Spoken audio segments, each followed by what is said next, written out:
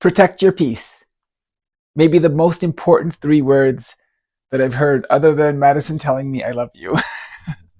What does that actually mean, protect your peace? Someone told that to me a few months back, and I really took it to heart. I really took what it meant to heart.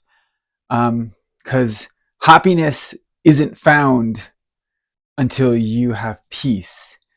And that may be the most important lesson that you can ever learn. And maybe the second most important lesson is that safety isn't the same thing as peace. Case in point, pre transition, I was safe. I had a marriage, I had a house, I had kids and a good job and an education and a support system, and I was safe. I was safe from harassment. I was safe from a lot of prejudice. I was safe from having my rights taken away from me. I was safe in a lot of ways, pretending to be this person that I knew that I wasn't. And so transitioning is kind of this realization that the safety of a life that isn't really yours doesn't really have much value, but that safety feels like it's so important because if you don't have it, then how am I going to feed myself? Am I going to be thrown in jail, etc., etc., etc.? My mind spins with my ADHD.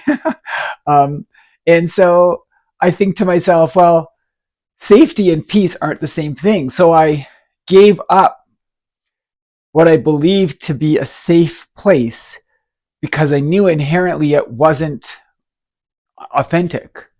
So I left that safe place and ventured off into the world, the unknown world of what my transition would look like.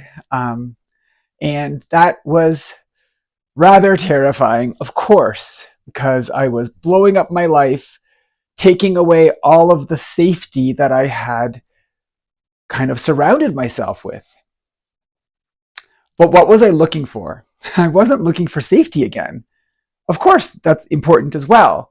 But I was looking for peace. And peace is where happiness lies. Peace is where fulfillment lies. But peace isn't the same thing as enjoyment, right? I can enjoy going to a festival. I can enjoy lifting weights. I can enjoy having sex. There's lots of different things that are enjoyable. I can enjoy eating at an all you can eat sushi place, for example.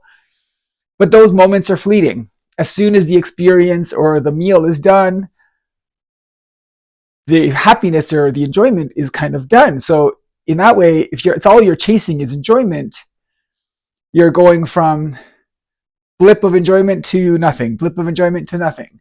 And that's great, but still we yearn for something different when we're not in those moments of enjoying that meal or enjoying sex or enjoying the music festival. And so peace lies inside. Peace lies now. I'm at peace. Why? Because I am at home in my body. I have found self-love and I have found love of other people like my friends and my kids and my fiance, and all of those things have helped to create an internal peace. And now I have that, plus I have safety, plus I have enjoyment. But those enjoyment times aren't replaced when I stop having sex or when I stop eating something. I still have the peace. And therefore I'm not always chasing enjoyment. I always say to Madison, I even enjoy the mundane activities with you, going grocery shopping or vacuuming the house together or whatever it is. Even the mundane can become enjoyable. And pre-transition, I felt like everything I did was work. Everything I did was I went from one job to the next. And although it maintained my safety, it didn't bring me happiness. So now, what does protect your peace mean? Protect your peace means not to allow external influences to come in and ruin all of the good work that you've done on yourself. That could be anything from not watching too much of the news, for example, with the chaos that's happening in the world, that could infiltrate your peace, for example. Being at peace with yourself is so utterly important. And I think that's what a lot of trans women do, or trans people, queer people, anyone in the LGBTQA, for example. We're always looking for peace. And then when we find it, we know inherently that we're in the right place. And if you're not trans, or if you're not heterosexual, and you're, one of these cishet people that doesn't understand suffering, but you do understand your own kind of suffering. And so I always think to myself, well, everyone has suffering, and therefore everyone should be able to be empathetic to other people's suffering, even if it's not exactly their own. So, with that said, protect your peace, keep yourself safe, keep your loved ones close, protect their peace, because that is the difference maker in how you actually end up in this happy place. And I will always protect my peace because I realize how incredibly important it is. Of course, safety is important too. Fight for that as well.